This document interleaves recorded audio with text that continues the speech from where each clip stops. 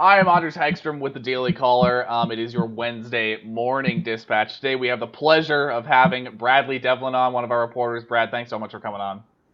Thanks for having me, Anders.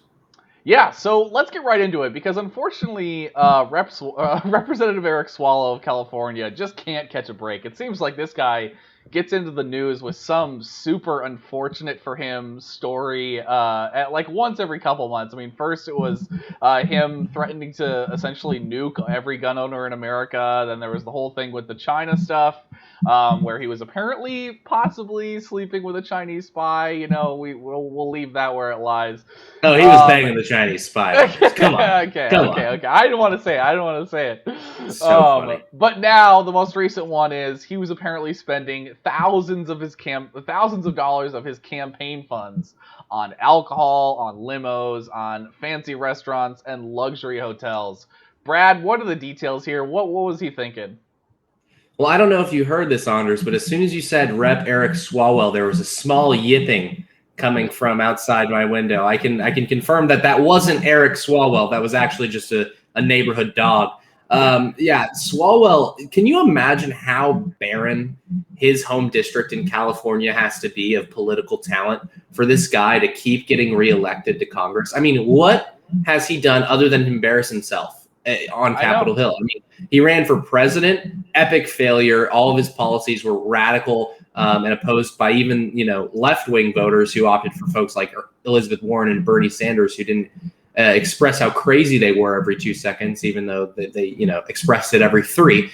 And Eric Swalwell, he bangs a Chinese spy, he farts on television, and now it seems that he spent over $500,000, or the Swalwell for Congress campaign committee spent over $500,000 in the second quarter of 2021, even though it's a non-election year. Curious. It shows that they spent $21,000 in 6 separate transactions at the Ritz-Carlton in California, nearly $11,000 on luxury vehicle services, including more than $6,000 in 21 transactions with New York City-based Sonny's executive sedan company, and then just over $4,000 spent in 5 transactions on California-based AA limo services. So at least he has plenty of room for other people to sit in the car, so that if he farts again, at least you have some space to space it out.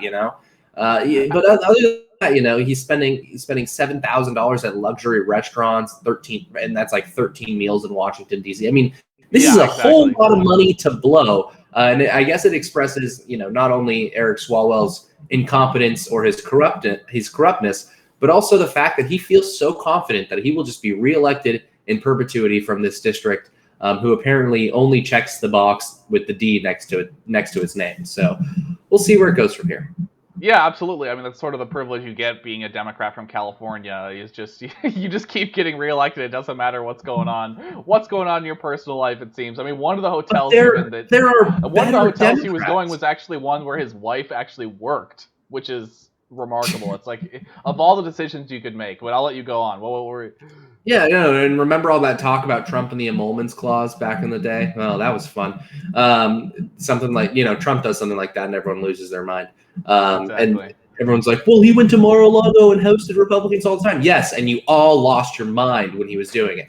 But yeah. Well, hold on. Speaking of Trump doing something and everyone losing their minds, let's hop into the second story here, because President Trump he sort of picked an enemy within the Republican Party, and that enemy is Liz Cheney. It's been her for a while. I mean, she picked him too. It's a mutually hated relationship. Neither of these people like each other. Now, Trump hasn't announced. Obviously, he's announced that he doesn't support her run for representative in Wyoming, but he hasn't announced an endorsement for one of her Republican primary challengers, of which there are many. There are so many Trump supporting Republicans who are lining up to primary Liz Cheney. It's sort of it's almost comical to watch, and all of these Republicans are sort of baying for Trump's endorsement, because it's pretty clear. Obviously, whoever gets Trump's endorsement in that group is going to be the winner, and take her out, or perhaps not. Maybe she stands a chance. We'll see. But Brad, what's going on here? Do you think do you have any ideas of who Trump might go for here? I have no idea. As you said, the list is long, and they are obscure Wyoming Republicans that have come out of the woodwork, but they are, guns on fire for President Donald Trump. And my favorite is Trump's statement. This is a hot, air quotes, race with some very interesting candidates running against her. Remember, though, in the end, we just want one candidate running against Cheney. I'll be meeting with some of her opponents in Bedminster next weekend, and we'll be making my decision on who to endorse in the next few months. Just one candidate.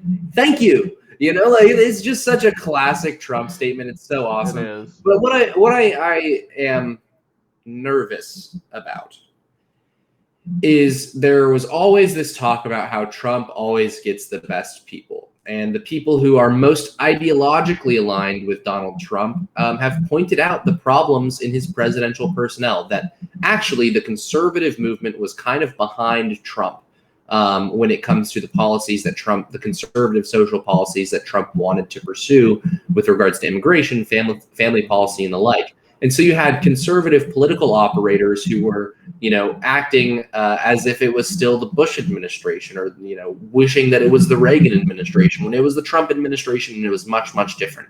And you saw this kind of play out in some of the endorsements Trump made over the years, where, they would choose candidates that say Trump the loudest, but in reality, they don't actually agree with Trump on all of those issues. When you talk about, we want the GOP to be the new working class, middle class party. And then okay, how are you going to do that? And they say corporate tax cuts and more high skilled immigration instead of actually the, middle class, more isolationist, more protectionist, more nationalist brand of conservatism that Trump was peddling, and those are the candidates that Trump should be endorsing, the people who are ideologically aligned with Trump, so that his policy platform and his ideals can be forever enshrined in the Republican Party, instead of this type of, cult of personality that all kind of withers away if Trump doesn't decide to run in 2024, or if Trump runs in 2024 and loses, or,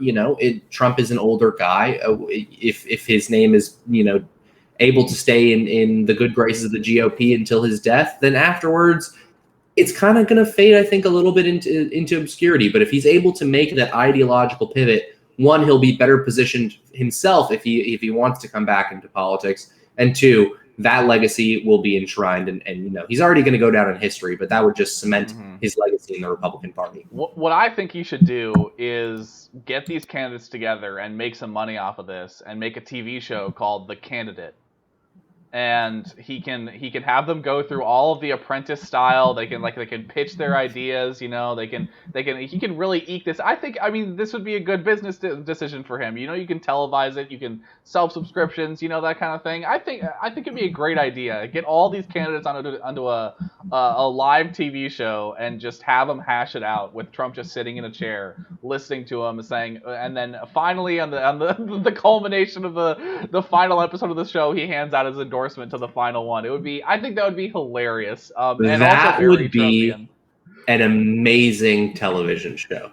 That would be. It would be incredible. It would be incredible. And it would be a way for Trump to actually talk to people, because obviously every reporter, everyone in Washington, everyone who matters, would be watching that show. It doesn't matter that he doesn't have a Twitter. It doesn't matter that he doesn't have a Facebook. Every single person would be watching that. It would be just like The Bachelor, except for political junkies. It would be hilarious. And I think, I mean, obviously, it's never going to happen. But I mean, if I were to randomly run into Trump at a Starbucks or something, I'd be like, hey, this is what you should do. Yeah, Don Jr., just pitch this to your dad. We have basically an Apprentice show for people who want to replace Liz Cheney. And I guarantee you that Trump would love that idea. I mean, the practicality of it is not, not well, but is not good. But, imagine him having just 2 hours to just say his crap every day, or not every day, every week on television. I mean, I would love that. Instead of doing these tweets from an obscure email that looked really boomer, just a really well-produced show where Trump just gets to talk about anything he wants to talk about with these candidates would be amazing. Yeah, it would be really funny. Anyway, let's get into our last story here. President Biden is he's appearing to really crack down on a lot of the big tech companies that have sprouted out across the United States. Obviously, Amazon, Facebook, Apple. We all know the names. He's signaled that he's willing to push for a really authentic antitrust case against Apple in particular, as well as a couple other companies. With this nomination he just made, Brad, can you give us the details here? What's going on? Yeah, Jonathan Cantor has been chosen to lead the antitrust division of the Department of Justice. And so he'll serve as an assistant attorney general for the antitrust division.